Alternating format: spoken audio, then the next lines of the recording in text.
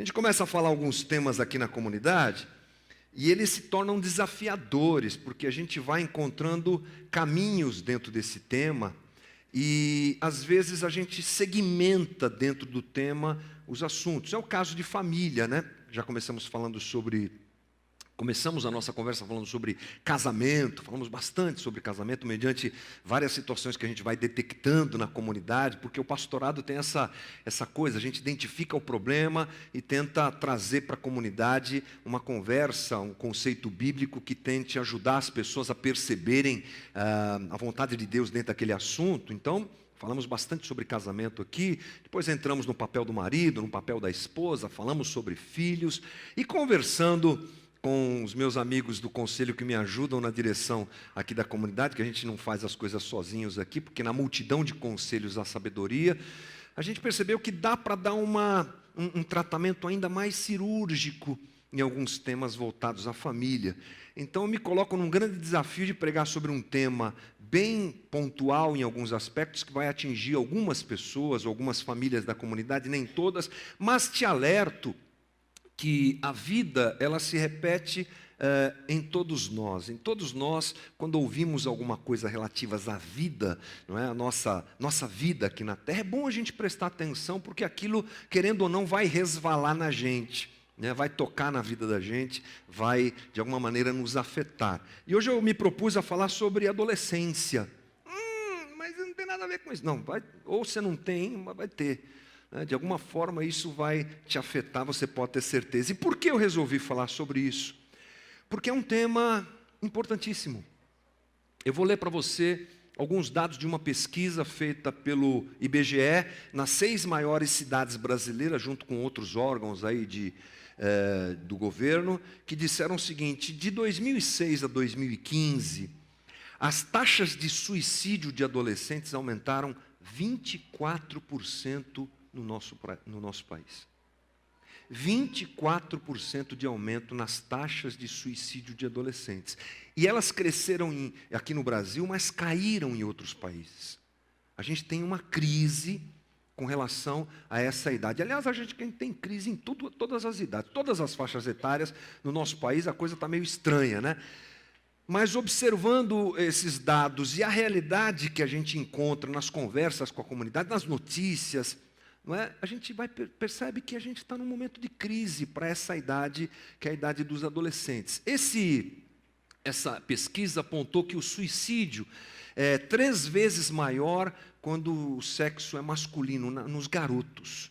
Os garotos estão praticando mais o suicídio do que as garotas. Por quê? Porque eles têm maior dificuldade em lidar com os seus problemas.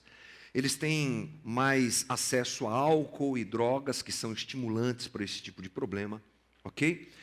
Os motivos são vários, mas alguns que são apontados na pesquisa, por exemplo, a popularização, a facilidade da internet.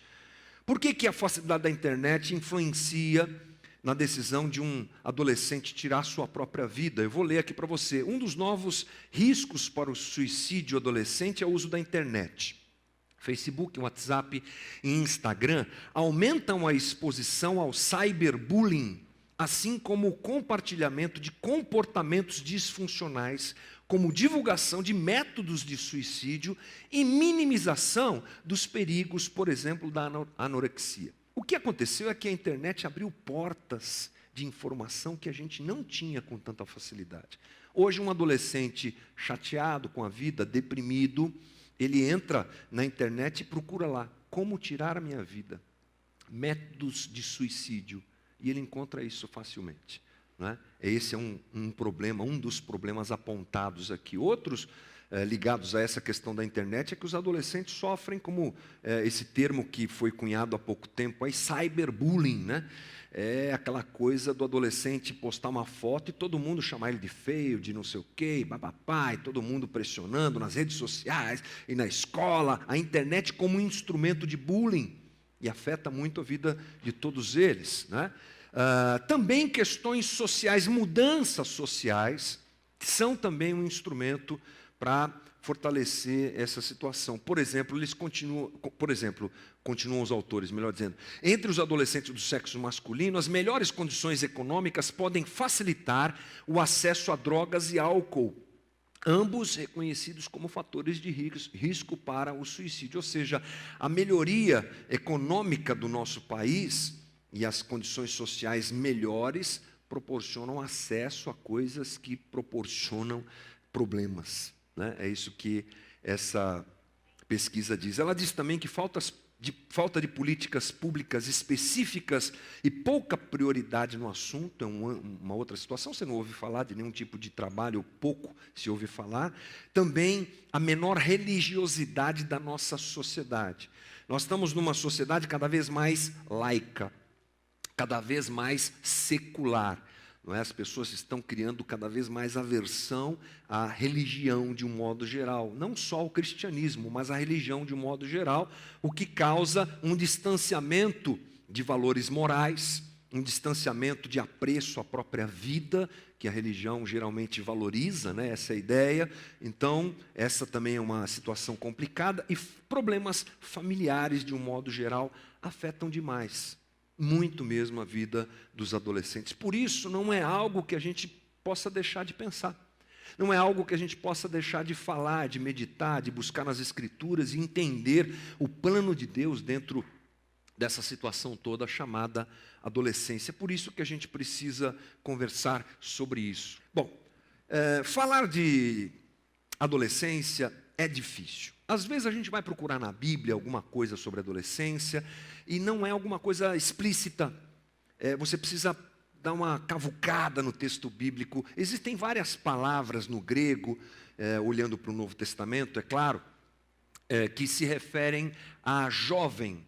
Algumas delas se encaixam melhor nessa faixa etária de adolescentes, mas eu não quis gastar muito tempo com isso, mas geralmente essas palavras elas são encontradas em textos que, em dois aspectos básicos, enaltecem a força da juventude. Por exemplo, João escreve: jovens, sois fortes e tendes vencido o maligno, né? Eu os escrevo por isso. Então ali você tem um texto, assim como outros, que enaltece a força, a vitalidade, a alegria e a disposição da adolescência e da juventude, né? Dessa faixa etária. Outros textos bíblicos apresentam a valorização do risco que existe nessa faixa etária. Então você vai lá para o Velho Testamento, Eclesiastes está dizendo: lembra do teu Criador no dia da tua mocidade, né? Viva a mocidade. E aí mocidade você também pode colocar a adolescência no mesmo pacote, diante de Deus, antes que você viva os maus dias que virão, como a gente sabe que a vida funciona. Então nós não temos muitas situações específicas no texto bíblico para falar sobre isso, mas dá para a gente ter muita informação e pensar um pouco mais sobre isso, observando a própria Bíblia e observando o movimento da vida da gente, e eu acho que isso vale a pena. O que acontece realmente é que, quando a adolescência chega na vida da gente, ela nos muda. Eu digo isso para você que é pai, mãe, eu digo isso para você que é avô, que é tio. A chegada de um adolescente na nossa casa muda, sacode, faz um barulho muito grande. Então a gente precisa estar atento a isso, porque essa é uma realidade que a gente não pode jogar fora. Muitas vezes a coisa ela vem de uma intensidade tão grande que os pais ficam sem saber muito bem o que lidar, principalmente quando é o primeiro adolescente que aparece na casa, porque eles são assim, né? Eles aparecem. Eles brotam, daqui a pouco eles estão falando umas coisas que não falavam antes, estão se comportando do jeito que não se comportavam, e isso se chama adolescência, mais ou menos assim, né? E quando eles aparecem, às vezes é tão abrupta a coisa, tão forte, que os pais não sabem o que fazer, ficam olhando para outra casa, mas aí, é assim mesmo? Aí é assim também? Eu vejo as conversas. Ela acontece assim também? Como é que é? Um desequilíbrio geral nas famílias acontece, né? Outros acabam se escondendo. Tá tudo bem, tá tudo certo. Parece pato nadando. Já viu pato nadando? Ele nada assim, né? O pato é bonito, mas embaixo está assim, ó, as perninhas, né? Desesperado, né? Querendo resolver o problema, mas tem que manter a aparência, lá em casa está tudo certo, né? Mas de uma forma ou de outra, a adolescência mexe com o núcleo familiar, bagunça tudo. Por quê? Porque a adolescência é variedade, É energia, é selvageria, é novidade, é busca por respostas, são desejos, a mudança do corpo, são hormônios que chegam, é uma erupção de coisas que acontece na vida do adolescente que mexe com todo mundo, e isso acontece tudo ao mesmo tempo agora. É um balde de coisas que caem sobre a família, né? E geralmente essa situação causa uma interpretação meio discriminada quanto ao próprio adolescente. A gente já achou um jeito de chamar adolescente. Adolescente é chato, é aborrecente, a gente chama de aborrecente. Pastor adora chamar adolescente de aborrecente. Já fiz isso aqui, peço perdão, aleluia, né? A gente, é uma coisa que a gente parece que quer evitar. Eles viram uns bichos, joga dentro da jaula, fecha a tranca e joga a chave fora até passar esse momento aí. É uma coisa meio esquisita, né? A família não sabe muito bem como lidar com isso. Mas é uma coisa para a gente pensar. O texto da minha conversa hoje é esse aí, ó. O tema, presente de Deus. Essa é a minha proposta para você hoje. A gente começar a pensar na adolescência também como um presente de Deus. Calma, vamos conversar, porque talvez você entenda melhor um pouco mais sobre isso. Porque a adolescência, ela não é somente um processo na vida do jovem, ela é um processo na vida da família. Ela mexe com a família. E se mal interpretada, pode causar grandes problemas para o adolescente e para a família. E eu acho que pais cristãos, se perceberem a adolescência da maneira como a gente vai conversar aqui, saem em vantagem. Saem em vantagem, sabendo lidar com isso, se adaptando melhor a essa situação, há uma grande vantagem em relação a isso. Portanto, a nossa proposta hoje é apresentar a adolescência como um presente de Deus. Quando a gente pensa em família e presente de Deus, a gente pensa em quê? Bebês. Bebês são presente de Deus. Adolescência não, mas bebês são. É assim, né? Bebês são presente de Deus, eu vejo isso, porque eles trazem uma noção linda de algumas coisas bacanas para a gente, né? Quando um bebê chega, a gente percebe o milagre de Deus, da concepção, da maternidade, o dom da maternidade, da paternidade. É uma coisa, quando o pessoal sobe aqui para apresentar bebê, é uma cara de bobo, todos eles, tudo com cara de besta, cara de bobo, assim, né? Babando com a criança. É muito legal isso, né? E uma coisa interessante para a gente pensar, refletindo na vida, é que o bebê, observando a vida da gente numa cronologia natural, às vezes essa cronologia não é respeitada, mas se a gente olhar para a vida como ela é e cronologicamente as coisas acontecerem na ordem, no tempo que deve acontecer, planejados inclusive por Deus, você vai concordar comigo que os bebês chegam na época dos jovens adultos. É geralmente nessa época que os bebês chegam. Meu primeiro filho nasceu, eu tinha 24 anos. O auge da produtividade, estava fazendo muita coisa, realizando muita coisa. É nessa hora que eles chegam, né? E é uma hora interessante, porque é uma hora que a gente parece que tem o controle da vida na mão. Esse momento de jovens adultos, a gente está no ápice da força, da intelectualidade, da capacidade, desenvolvendo nossa carreira profissional, fazendo isso, fazendo aquilo, às vezes entrando no financiamento para comprar casa. O brasileiro sempre entra no financiamento para comprar casa, né? Planos daqui, planos dali, chega o bebê. E essa providência divina, cronológica, ela tem uma finalidade, porque os filhos vêm nesse momento também para melhorar nossa percepção a respeito da nossa relação com Deus e da nossa própria relação com o reino de Deus.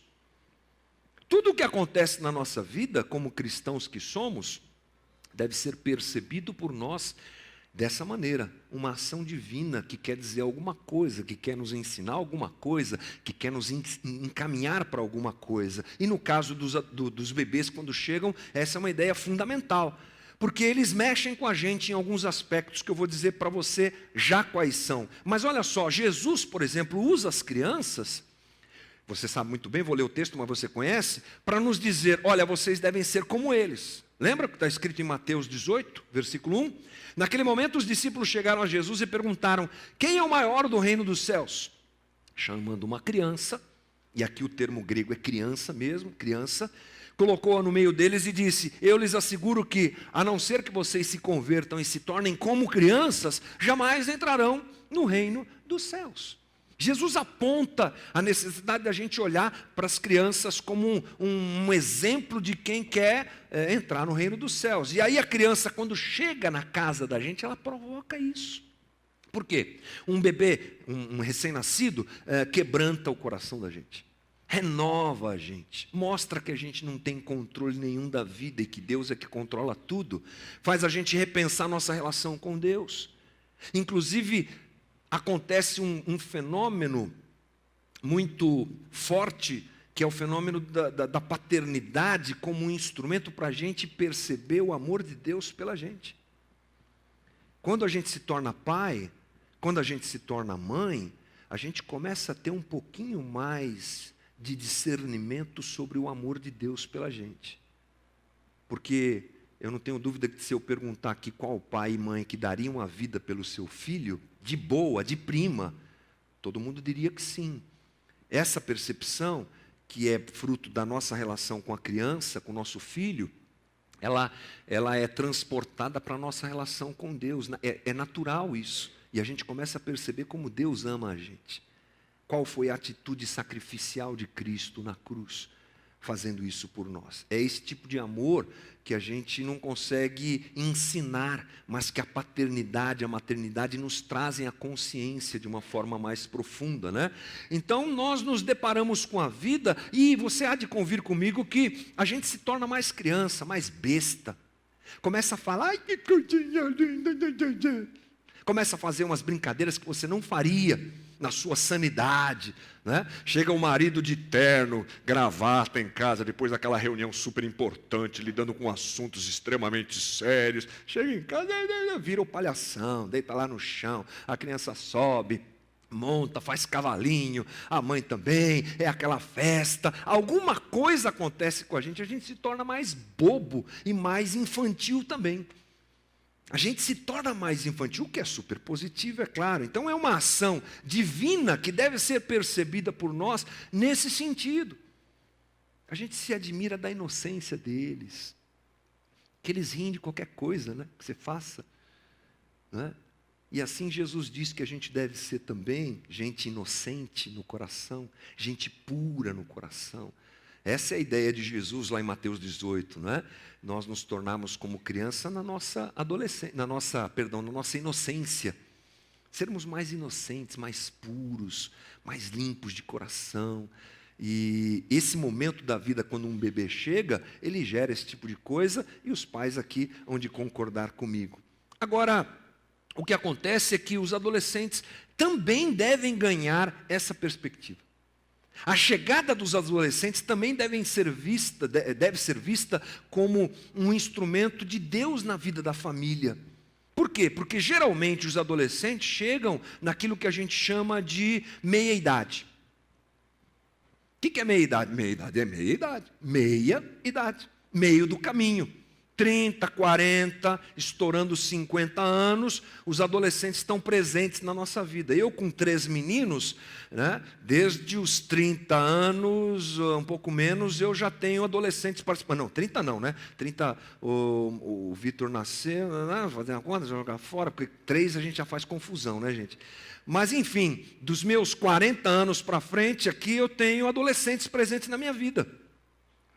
E o que acontece é que a meia-idade, você há de convir comigo, que é um momento difícil para a vida da gente. E eu digo isso como testemunha. Porque é um momento que a gente já viveu bastante, mas um momento frequentemente marcado por alguns questionamentos que ganham o coração da gente. É a fase que chega o e se? E se eu tivesse feito isso? E se eu tivesse feito aquilo? E se eu tivesse viajado, se eu tivesse estudado aquilo que eu... E se eu tivesse casado com ele, não com esse? E se eu tivesse casado com aquela e não com essa? E se eu tivesse... É a época do se, é a época da avaliação da vida. E a gente, por mais que a gente queira, algumas coisas se fazem presentes na vida da pessoa na terceira idade. E eu acho que a sociedade que a gente vive, como ela é altamente performática, a nossa sociedade tem tudo a ver com performance, com resultado, com aquilo que você produz e apresenta. Isso vem pesado sobre a gente. Vem pesado. O que é que você construiu na sua vida? Você já está na metade da vida, mais da metade da vida. Agora você tem menos tempo para viver porque você já viveu. Como é que está a sua vida, suas realizações? Onde é que está o teu patrimônio? Onde é que está o dinheiro que você deveria ter ganho? O que é que você fez com a sua vida? Essa cobrança social, ela pesa.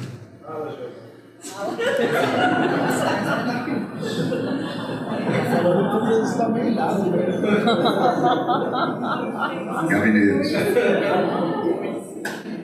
É um momento de estagnação, é um momento de avaliação, é um momento de depressão, muito comum, tá? É um momento onde a gente eventualmente perde o encanto da vida, a coisa fica um pouco mais nublada, as perspectivas são menores, as coisas se complicam um pouco, as desilusões vêm, e mesmo havendo sucesso, sempre tem um quê de sequidão no coração das pessoas. Mesmo o mais bem-sucedido dos homens, das mulheres, tem uma coisa no coração que é, eu acho que inerente à idade e à sociedade que a gente vive. Então, nesse momento, dentro daquela cronologia natural que eu falei para você agora há pouco, eles aparecem. Os adolescentes aparecem. Então a gente pode dizer uma coisa, que o bebê é presente ao jovem adulto e o adolescente é um presente aos pais de meia idade. Eles chegam num momento bom para nos desafiar, num momento bom para renovar a vida da gente, num momento bom para a gente voltar a respirar e a enxergar a vida que existe nesses dias debaixo do sol que a gente vive. Os adolescentes são, da parte de Deus, um instrumento para nos desafiarem, porque eles nos desafiam mesmo, eles exigem de nós crescimento, eles exigem de nós mais amor, lidar com coisas que nós não estamos acostumados a lidar, eles reavivam a esperança. Há um movimento de vida presente no adolescente e que se distribui pela casa, que se distribui pela família, obviamente, muito mais sobre os pais. Nós somos forçados a mudar a nossa própria maneira de viver quando eles chegam. Eles começam a perguntar umas coisas que você não estava nem ligado. Eles começam a apresentar algumas coisas que não eram tão importantes para a gente. Eles começam a trazer problemas que não eram da nossa realidade, mas agora tem que lidar com isso. Como é que a gente vai lidar com isso? A verdade é que os adolescentes, quando chegam, provocam e devem provocar, essa é a proposta da nossa conversa, crescimento. Eles provocam crescimento, eles crescem e eles provocam crescimento em quem está envolvido na vida deles, quem faz parte da vida deles. O mais importante é perceber que esse crescimento tem uma finalidade espiritual. Aliás, todo crescimento é bom, mas todo crescimento deve nos levar a um crescimento que a Bíblia chama de em Cristo. Todo crescimento deve nos levar a um crescimento em Cristo. Eles são o crescimento de uma forma geral em todas as áreas da vida da gente são importantes. É importante, o crescimento é importante, mas ele deve nos dirigir e ser aproveitado para que a gente cresça em Cristo, ou seja, amadurecermos em nós mesmos, mas amadurecermos também em Cristo. Eu vou te apresentar 3 textos bíblicos para a gente entender melhor isso. O primeiro deles está em Lucas 1:80. Um menino crescia e se fortalecia no Espírito e viveu no deserto até aparecer publicamente a Israel. Esse texto está falando de João Batista. Ele crescia e se fortalecia no Espírito.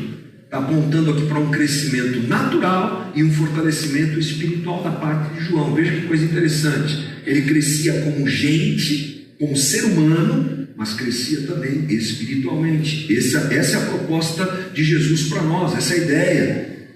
Lá em Lucas 2:52, Jesus ia crescendo em sabedoria, estatura e graça diante de Deus e dos homens. Crescia como gente.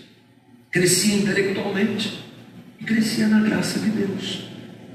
Esse é o caminho. Aí vem Paulo e escreve aos Efésios, a nós, né? E ele diz: até que todos alcancemos a unidade da fé e do conhecimento do Filho de Deus. Isso aqui é plenitude. Alcancemos a unidade da fé e do conhecimento do Filho de Deus. Isso aí a gente não vai conseguir viver aqui. Mas há um direcionamento no texto que você percebe para que a gente cresça. Diz assim: e cheguemos à maturidade, atingindo a medida da plenitude de Cristo. O propósito é que não sejamos mais como crianças, levados de um lado para o outro pelas ondas, nem jogados para cá e para lá por todo o vento de doutrina e pela astúcia e esperteza de homens que induzem ao erro. A Bíblia toda fala de crescimento. As Escrituras nos apontam a essa necessidade. A gente cresce como gente, a gente amadurece, a gente aprende, a gente se desenvolve fisicamente, a gente cresce, mas a gente tem que crescer sempre na direção de Cristo, como Ele sendo o nosso exemplo maior, o nosso alvo maior, né? E nós precisamos buscar isso. Colocando essa ideia na nossa pauta e na nossa conversa, portanto, os pais e os filhos, os adolescentes e os pais devem perceber o presente de Deus assim. A adolescência é como um instrumento de crescimento que o próprio adolescente está vivendo, não tem o que fazer. E o pai e a mãe, os envolvidos nesse movimento todo, também abraçando a adolescência como um presente, possibilitando que esse crescimento aconteça. Através da adolescência é possível pais serem melhores seres humanos, gente melhor, que cresce, que se desenvolve, é claro que apontando também para Cristo. A gente não pode ficar reclamando, é o que a gente mais faz, né? Essa fase é chata, é assim mesmo, vamos esperar passar, como eu falei, não sei o que lá. A gente pode ter esse tipo de reação, mas essa não é a ideia. A ideia é nós abraçarmos e abrirmos esse presente que Deus nos dá, para que ele seja um instrumento de crescimento também para nós. Até porque tudo que a gente recebe de bom é instrumento de Deus para a vida da gente, né?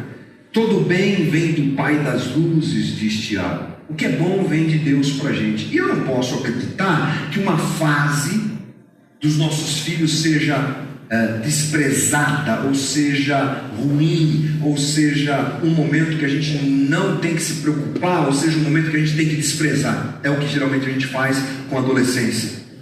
Eu não posso acreditar que a adolescência é um momento que não faz bem para a gente como família. Eu não consigo acreditar nisso. É que a gente tem uma percepção errada e a gente deve rever tudo isso. Então, a proposta é pais e filhos vivendo o crescimento proporcionado por esse momento da vida. Filhos crescendo fisicamente, emocionalmente, psicologicamente e espiritualmente, e os pais juntos. Os pais abraçando tudo isso e vivendo esse momento juntos. Agora, é claro que a gente tem que entender que essa conversa não tem a ver com controle nem com liberalidade. Essa é uma receita difícil da gente padronizar. Eu acho que nós inclusive não podemos fazer isso, porque cada caso é um caso, cada família é uma família, cada história é uma história. Eu tenho 3 meninos em casa, 24, 21 e 14. Todos eles agora vivendo um relacionamento com o Mateus no momento de adolescência, diferente do Rafael que está com 21, diferente do Vitor que está com 24, reagindo de forma diferente, propostas diferentes, situações diferentes, até porque a nossa sociedade vai mudando. Você há de convir comigo, eu tenho 50 anos, gente, o mundo mudou demais nos últimos tempos, demais, absurdamente. Nós somos da época que meu pai comprou o telefone da Telesp, mandou instalar em casa. A gente tinha ações da Telesp. Já teve ações da Telesp? Tinha ações da Telesp. Os vizinhos iam em casa para usar o telefone. Meu pai comprou uma vez, tirou dinheiro da poupança e comprou o videocassete JVC 21. Trouxe do Paraguai, gente. Quando chegou em casa, eu e meu irmão adolescente, meu irmão mais velho que eu, mas ainda na mesma fase, nós ficamos a madrugada toda assistindo filme. O Zóio Vermelho, Contatos Imediatos do Terceiro Grau, assistindo, não vou esquecer nunca mais. Depois chamava os caras da rua para assistir videocassete em casa. Hoje, gente, o que é isso? velocidade, rapidez, informação, tudo. É uma coisa louca. Então as demandas dos nossos filhos adolescentes mudaram um pouco. Os problemas continuam, né? As frustrações e desejos continuam, as necessidades continuam, mas a sociedade mudou. Portanto, a gente tem que ter calma nessa hora e buscar direção divina e sabedoria e conhecimento que pode ser adquirido nas conversas dentro da própria comunidade, para a gente poder criar os nossos filhos adolescentes no caminho que deve ser, mas sempre nessa proposta de perceber o quanto esse momento do adolescente pode ser bom para a vida da gente, da própria família. Ou seja, enxergar a situação como um presente. Essa é uma coisa boa para se falar, não livra a gente do problema. Isso aqui não é uma receita para livrar você do problema. O problema estará lá. Os questionamentos estarão lá. As coisas loucas que eles falam, fazem e querem, os impulsos, as portas que se batem, a gritaria, a rebeldia, vai estar lá. Querido, é assim mesmo. Não tem pozinho de pilim-pim, nem óleo ungido. Adolescente é adolescente. Seja aqui, seja no Japão. O ser humano é assim. O que nós entendemos é que a graça, ela não livra a gente da dor. Sabe disso, já aprendeu isso, né? O crente fica doente, lembra? O crente perde o emprego, o crente tem problema com o pneu do carro, o crente também fura. Tem problema. Às vezes Deus dá uns livramentos loucos, mas a gente vive problemas. Os livramentos são a exceção, a regra da vida que a gente vive aqui. Agora, se nós não percebermos que o crescimento e a dor, aliás, que a dor faz parte do crescimento, a gente também está buscando o caminho errado. O que eu quero dizer com isso? Eu escutei essa frase de uma psicóloga amiga minha faz um tempão. Ela disse assim: crescer dói. E eu estava tratando com ela justamente dos meus filhos, de alguns dilemas lá de casa, e ela falou assim: crescer dói. E não é verdade? Crescer dói. Fisicamente dói. Você lembra a dor nas pernas que você tinha quando você era adolescente? Não sabia o que era, a mãe falava: ele está crescendo o osso, filho. Acho que é meio isso mesmo. Não, mas deve ser isso aí. Crescer dói. Agora, crescer emocionalmente dói. A responsabilidade da vida dói. Enfrentar a realidade, sair de um lar onde você está protegido, resguardado, papai aqui, mamãe ali, e sair para a vida é dolorido. E essa dor que acompanha a adolescência também. Tudo novo para eles, tudo diferente. Esse ano meu filho começou a estudar Mateus, que é o adolescente da casa agora, começou a estudar na Vila Maria. A gente mora na Vila Medeiros aqui em São Paulo, na Zona Norte. Foi estudar na Vila Maria, lá na ETEC, Horácio Augusto da Silveira. Passou em 7º lugar, gente, no vestibulinho. Menino bom, puxou o pai inteligente, uma boa. O que aconteceu?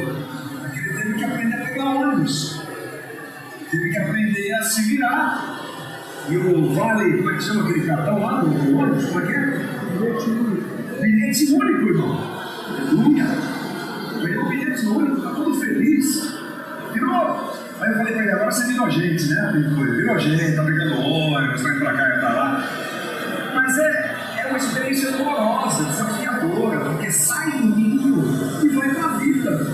E essa transição tem que ser compreendida por nós. Um momento de grande dificuldade, um momento de grande desafio também para a vida deles. Na infância, estão me vendo bem? Vamos continuar? Aumenta aí, gente, senão não chega. Vou até vir mais para trás aqui. Na infância, vai agora? Vai agora esse meu. Na infância, a gente tem o controle de tudo. Na infância, os pais controlam tudo, protegem, instruem, cercam, e eles dependem de nós. A adolescência muda tudo isso. Agora as coisas não se resolvem como antes, não é? E isso prova toda a família. É uma mudança muito grande. A gente é colocado à prova em muitas coisas. E esse movimento todo deve gerar em você, pai, crescimento. Toda essa bagunça, vou chamar de bagunça aqui para você entender, né? Toda essa coisa que agora há pouco a gente falou, que os adolescentes vivem, e que recai sobre a gente, isso tudo é um instrumento de Deus para você crescer, para eu crescer, para nós crescermos. Eu disse que tudo isso deve ser instrumento para a gente crescer. Na meia-idade, geralmente há uma estagnação quanto a se crescer. Está difícil. Vocês me ouvem aí atrás? Posso continuar? Então tá bom. É que a minha preocupação é que você não ouça, mas eu vou falar assim mesmo. Bom, há uma estagnação normal para a gente quando a gente chega na meia-idade, porque a gente acha que já sabe tudo. Há um ponto cego que toma conta de quem está na meia-idade, que é: eu já fiz, eu já estudei, eu já trabalhei, eu já me formei, eu já fiz, agora não preciso aprender mais. E os adolescentes chegam para mexer essa perspectiva também, para fazer a gente perceber que a vida não para, e que o crescimento deve ser um ato contínuo na vida da gente, inclusive quando ele se refere a Cristo, que é o nosso foco principal, crescer em Cristo. Eu lembro de um quadro que o meu professor lá no seminário nos mostrou, que era o quadro do rinoceronte pintor. Não sei se você já viu isso. É um rinoceronte com aquele chifre no meio da cara dele, pintando assim. Muito legal. Está pintando. Aí no outro quadrinho, está o quadro que o rinoceronte pintou. Vários quadros dele, todos eles tinham um chifre no meio do quadro. Por quê? Porque é o que ele enxerga, né? É o ponto de vista dele. E a gente leva a vida, às vezes, com essa coisa no meio da cara da gente, que todo mundo percebe que atrapalha. Todo mundo percebe que não devia ser assim, mas a gente acha que é normal. Então a adolescência é também um instrumento para sacudir a gente e para dizer: vamos embora, continua crescendo, continua aprendendo, continua se desenvolvendo na sua relação com o seu filho adolescente, não é? Procure ajuda para que isso não seja uma coisa negativa, mas positiva, como é a conversa que nós temos tido aqui. Ou seja, nós precisamos crescer, e nós precisamos crescer em Cristo. E a adolescência dos nossos filhos, ela é um bom instrumento para isso acontecer. Isso, a gente pode reagir de duas maneiras, rapidamente aqui colocando para a gente. A primeira delas é recusar e ignorar o fato. Se afasta, deixa ele ter a vida dele, não é? Deixa ele viver do jeito que ele quer, e eu vou tocar minha vida. E é um grande erro. A gente pode também se sentir incapacitado e assumir um despreparo. Eu não sei o que fazer com esse menino, não sei o que fazer com essa menina, vou chamar alguém aí para cuidar dele. Ao invés de abraçar, ao invés de assumir a responsabilidade da paternidade, da maternidade também nesse momento, a gente às vezes quer empurrar para o outro. Mas esse é um engano, porque a gente precisa crescer. É melhor, portanto, assumir isso e permitir que a obra que Deus quer realizar na vida da gente, quanto ao crescimento que a adolescência pode nos proporcionar, seja abraçada pela gente. O que a gente percebe é que casas onde os filhos estão crescendo, você tem os mais diversos cenários. Como eu falei agora há pouco, não tem regra. Isso precisa ser buscado diante de Deus. Há filhos com os quais você lida apertando mais, porque ele é mais rebelde, mais difícil, precisa corrigir mais, precisa podar mais. Outros filhos você pode dar caminhada, porque não tem tanto problema. Lá em casa são 13, eles são completamente diferentes. Cada um deles tem um jeito de ser, de responder, às vezes a mesma situação. Então, o que a gente precisa é da graça de Deus, da sabedoria de Deus, e até a nossa comunidade pode, de repente, proporcionar algumas workshops aqui, algumas conversas, trazermos especialistas, para a gente entender melhor esse mundo adolescente louco de meu Deus, e a gente aprender um pouco a lidar com isso. Mas, como eu já disse, não tem regra. O que é importante é a gente aprender que família é o ambiente mais valorizado, mais valioso para se aprender sobre fé. O melhor lugar para os teus filhos aprenderem a amar Jesus é a tua casa. Não terceirize isso para ninguém. Nós temos um departamento infantil sensacional. Temos um trabalho com adolescentes, ainda sendo estruturado, mas muito sério, com muito coração. Mas eles não chegam nem perto daquilo que pode acontecer com o teu filho adolescente dentro da tua casa. Quando essa barreira de distância que inicialmente se apresenta, ou normalmente, melhor dizendo, se apresenta, né, onde o adolescente ele é jogado para fora, assim, expurgado, ou de alguma maneira desprezado, quando ela é quebrada, e a gente desembrulha esse presente e traz para perto, um grande milagre de Deus acontece. Porque é um momento bacana de mestre e aprendiz. Com quem que os nossos filhos vão aprender, se não for a gente a ensinar? Ou você acha que dá para viver sem aprender? Com quem que eles vão aprender sobre sexualidade se a gente não conversar com eles sobre isso? Com quem que eles vão aprender a lidar com dinheiro se a gente não ensiná-los sobre isso? Eles estão cheios de perguntas. A gente vive numa sociedade que está mudando muito. A questão da sexualidade hoje está aí de um jeito que a gente precisa... às vezes a gente mesmo fica confuso, né? É tanta sigla, tanta coisa que a gente não sabe direito o que é. Como é que... Se é difícil para a gente, também é difícil para eles. Mas se a gente não mergulhar nessas coisas e se esforçar para crescer como um instrumento de Deus na vida deles, ainda que a gente possa viver meio distante dessas coisas, mas a adolescência empurra a gente a aprender sobre isso. Sobre a vida moderna, sobre tecnologia, sobre hábitos, sobre economia, sobre política. Se eles não aprenderem com a gente, eles vão aprender com alguém. A internet vai ensinar eles. E provavelmente não será da melhor maneira. O amigo do colégio, que às vezes tem uma formação completamente diferente da cristã, da formação cristã, que é o nosso caso, o nosso desejo é esse, vai ensinar para ele, alguém vai ensinar. Por isso que a adolescência é um presente que nos estimula o crescimento, porque a gente tem que aprender para ensiná-los, não é? Os pais também crescendo em relação a isso e se permitindo serem usados por Deus. Não fica preocupado no sentido de que você tem que ser perfeito, porque a gente não é perfeito e não vai ser. O que tem que ter nisso tudo é um coração que ame o adolescente como deve ser e que busque em Deus a direção para que o crescimento dele aconteça. Eugene Peterson, um pastor que eu acho fantástico, faleceu há pouco tempo atrás, alguns anos atrás, ele escreveu o seguinte: a principal obrigação dos pais não é serem pais, mas serem pessoas. Não existe técnica que garantam que serão bons pais. Nenhum livro dará a resposta certa para essas coisas.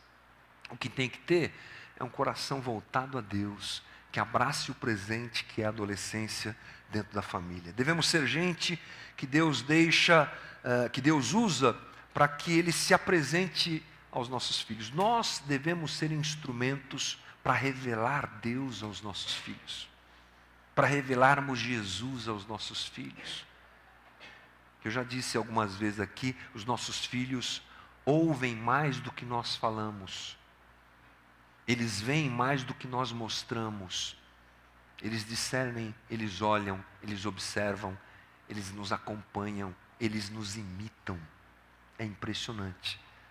Quando a gente abraça os filhos como um presente de Deus, a gente tem a liberdade de mostrar que a vida é difícil, desafiadora. A gente tem a liberdade para mostrar os nossos próprios defeitos diante deles e reconhecer os nossos erros e pedir perdão quando a gente erra, porque a gente erra com os filhos também, não é?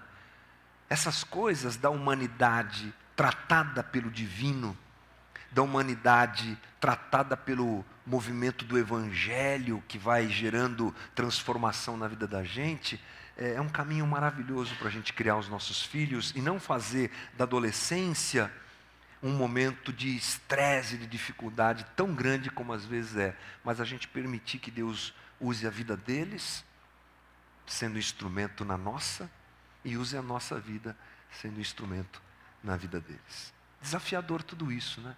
Mas eu encerro a nossa conversa lembrando que nós temos sempre a figura do Pai e do Filho, Deus e Jesus, como um ótimo instrumento para a gente encerrar conversas como essa, observando a relação de ambos, observando a relação de doação do Pai para com o Filho, observando a relação de Jesus se entregando na cruz por nós.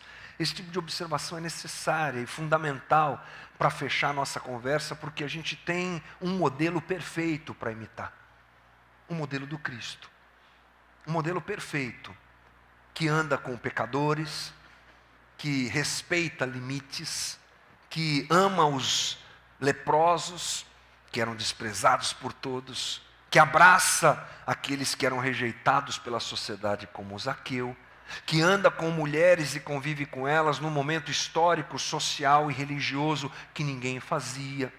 Esse tipo de movimento de Deus no coração da gente é super importante, necessário, fundamental, né? Super importante, fundamental em todas as nossas relações, que dirá dentro da nossa casa, onde os nossos filhos precisam ser efetivamente abraçados, amados.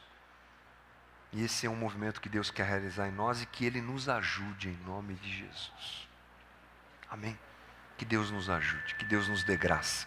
A você, pai adolescente, você é alvo da minha oração, como eu espero que eu seja da sua. Ore por mim também, que sou pai de adolescente. E aqui na comunidade a gente possa também criar um ambiente bom para eles, é um grande desafio para a gente, grande desafio, né? Meu filho não vem na comunidade, é uma grande dificuldade para trazer ele para cá, assim como o filho de muitos aqui. E esse é uma coisa que pesa no coração da gente, né? O desejo de tê-los aqui envolvidos com a comunidade. Que Deus nos ajude, que Deus nos dê graça para a gente conseguir fazer isso. E se você puder nos ajudar aqui na casa, vai ser muito bom, vai ser muito bacana. Vamos orar, gente.